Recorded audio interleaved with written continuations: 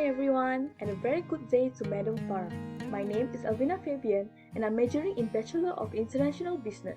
I'm here today to give my presentation on Assignment 1, and in this assignment, I am partnering with Zi Xin, and we are going to explain in details about the 10 accounting concepts.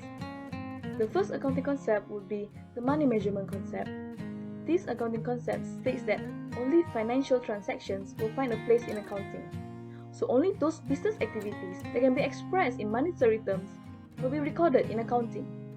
Any other transaction, no matter how significant it is, such as employee skill level, employee working condition, the quality of customer support, will not have a place in financial accounts. A very good afternoon I bid to my lecturer, Madam Farah, as well as my fellow classmates. I am Zi Xin, and today, me and my partner, Alvenna Fabian, we will be presenting on the 10 accounting concepts. We will introduce to all of you is that prudence or conservatism concept. So in this concept, we must remember that it is done with caution as well as various verification. Why? Because we do not want to overstate the revenue and the assets of the company, and at the same time we do not want to understate our expenses. So now I will explain about why we do not want to overestimate our revenue and assets. We do not want to overvalue it. It is because we do not want to disappoint our future investors. On the other hand, we must make sure that our companies are rightly valued. Why? We must make sure that our companies are rightly valued because of the expenses that we use. What do we have to do is that we, when we're doing this, using this concept, we must make sure that we have extra budget allocated for extra expenses that we can foresee in the future. So we must make sure that we have this provision. So what I said about the future is provision of expenses. So the provision of expenses, we can make sure to put it into our balance sheet. We do not understate it for our expenses. Alright, so this is what we would mean about the whole prudence or conservatism concept, mainly on overstating the revenue and assets as well as understating our expenses. We must do it cautiously. Everything must be just nice, not too much, not too little. Now I'll pass it on to my partner to continue. I'm going to explain about the going concern concept. In accounting, the going concern concept assumes that a business will continue to operate indefinitely. Therefore, it assumes that for the foreseeable future, the business will not be winding up. This leads to the assumption that the business will not have to sell its assets anytime soon, and it will meet all its obligations as well. An example of a going concern assumption is a prepayment and accrual of expenses. Companies prepay and accrue expenses because they believe that they will continue operations in the future. Materiality. So what is materiality?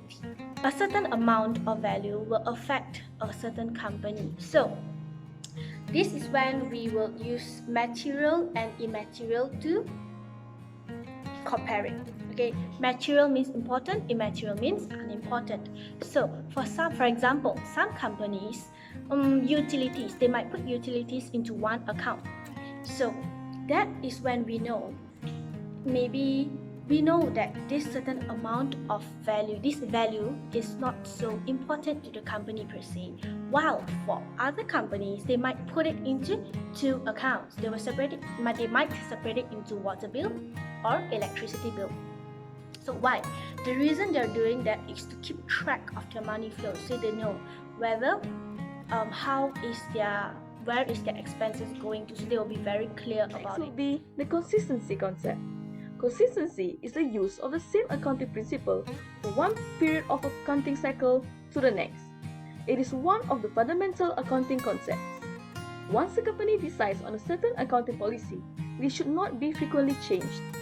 Unless there is a better representation of the accounts, accounting policies should be consistent for long periods of time. Frequent changes in policies may cause manipulation and in the accounts, and this must be prevented. For the next concept that we will talk about is economic entity.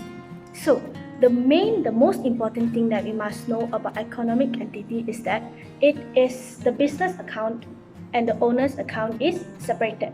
Okay, it is separated. So, for example, when we first start up our company, as owner, if we don't have any accountant, we must make sure that we do not mix our accounts, means personal use accounts as well as our business accounts together, because it will be hard to separate it later on, because business means business, personal life means personal life, so we do not mix it. So this is what we mean by economic entity. Moving on is the historical cost concept. To simplify it, historical cost is the original cost of an asset. The amount paid becomes the cost basis for future transactions and adjustments. This concept is clarified by the cost principle, which states that only asset, liability, or equity investment are recorded at its original acquisition cost. Historical cost is the easiest available, reliable, and verifiable source to value an asset. For example, the historical cost of a factory was 10 million when it was purchased 20 years ago, but its current market value is 30 million. Therefore, the original cost for the factory is 10 million. Accruals or the matching concept.